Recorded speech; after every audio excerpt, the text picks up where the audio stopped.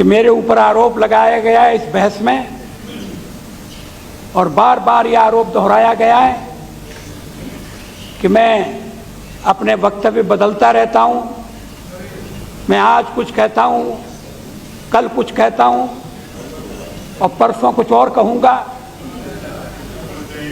मैं इस आरोप का खंडन करना चाहता हूं। प्लीज। मेरा सार्वजनिक जीवन सबके सामने है। मेरे विचारों से मतभेद हो सकता है, लेकिन मैं अपने वक्तव्य बदलूंगा क्यों? मुझे किस स्वार्थ की सिद्धि करनी है? कौन सा राजनीतिक लक्ष्य पूरा करना है? कहा जाता है कि आपने गुजरात में कुछ कहा और गोवा में कुछ कहा। यह बात सच नहीं है। जो मैंने गुजरात में कहा वही मैंने गोवा में कहा। Please please don't interrupt. मेरे सारे भाषण टेप किए हुए हैं, पूरी तरह से छपे हुए हैं और उनमें हेर फेर की गुंजाइश नहीं है।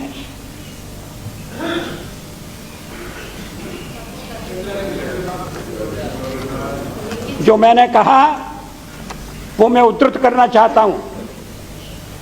मेरे ऊपर आरोप है कि मैंने इस्लाम का विरोध किया, और यह भी मेरे ऊपर आरोप है कि मैंने मुसलमानों का विरोध किया। ऐसा लगता है कि जिंदगी की सारी कमाई यही खत्म होने जा रही है। मेरा कोई विरोधी इस तरह का आरोप मेरे ऊपर लगाए, इसे मैं अपने लिए लांछन समझता हूं। जीवन में कभी मैंने भेदभाव नहीं किया, न धर्म के आधार पर, न जन्म के आधार पर, न जाति के आधार पर। लेकिन आज ये राजनीति का चक्र ऐसा है जो मेरी सारी प्रतिष्ठा को पीस रहा है। मुझे दुख होता है। मैंने जो कुछ कहा। Please Ramdas, please don't interrupt. इस्लाम के बारे में मैंने जो कुछ कहा वो इस प्रकार है। इस्लाम के दो रूप हैं। एक इस्लाम ऐसा है जो सबको सहन करता है, जो सच्चाई के रास्ते पर चलने की सीख देता है, जो संवेदना और दया सिखाता है। लेकिन आजकल जिस इस्लाम को लेकर जो मिलिटेंसी अपनाई जा रही है, उसमें सहिष्णुता के लिए कोई स्थान नहीं है। वो जिहाद के नारे पर चलता है और सारी दुनिया को अपने सांचे में ढालने का सपना देखता है। आपको यह सुनकर ताज्जुब होगा, और मुझे भी वहां ताज्जुब हुआ। ये मैं अपनी यात्रा की बात कर रहा हूं। मैं गया था सिंगापुर और कंबोडिया। आपको सुनकर ताज्जुब होगा, और मुझे भी वहां ताज्जुब हुआ कि सिंगापुर में अल कायदा के कुछ आतंकवादी पकड़े गए। सिंगापुर के शासक कभी सोच भी नहीं सकते थे कि उनके देश में भी अल कायदा सक्रिय होगी, उनके देश में भी अल कायदा षड्यंत्र रचेगी। 15-16 लोग पकड़े गए और गुप्त जांच चल रही है, इससे सच्चाई का पता लगाया जाए। यही इंडोनेशिया में हो रहा है, यही मलेशिया में हो रहा है। जहां जहां ऐसे मुसलमान हैं वे मिलकर रहना नहीं चाहते, औरों के साथ घुलना मिलना नहीं चाहते, और शांतिपूर्ण ढंग से अपना प्रचार करने की बजाय आतंक से, भय से, डरा धमका कर अपने मत का प्रचार करना चाहते हैं। दुनिया इस खतरे के प्रति जागरूक हो गई है। इसमें क्या आपत्ति की बात है? मगर इसके साथ एक आरोप और जुड़ा हुआ है कि मैं मुस्लिम इस्लामिक फंडामेंटलिज्म की तो आलोचना करता हूं, मगर हिंदू फंडामेंटलिज्म की आलोचना नहीं करता। यह भी गलत है। अभी थोड़े दिन पहले श्री मलकानी द्वारा लिखित इंडिया फर्स्ट किताब का मुझे विमोचन करना पड़ा। उसमें मैंने भाषण दिया।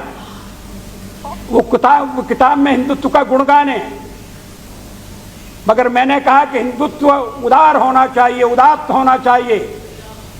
अगर हिंदुत्व की हम बात करें तो मुझे विवेकानंद का हिंदुत्व पसंद है, और संकुचित संकीर्ण हिंदुत्व पसंद नहीं है।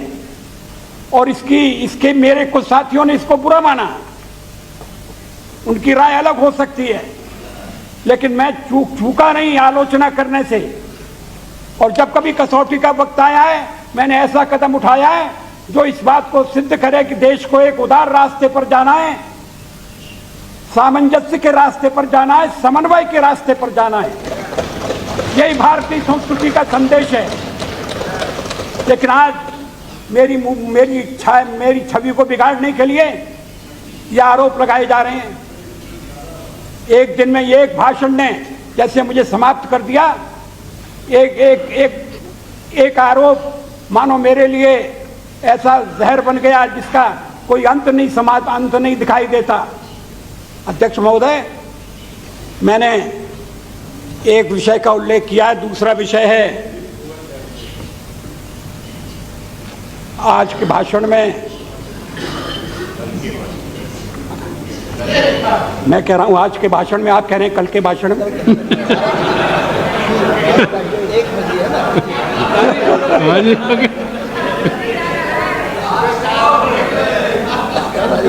विरोधी दल की नेत्री ने अपने भाषण में मेरा उल्लेख किया था।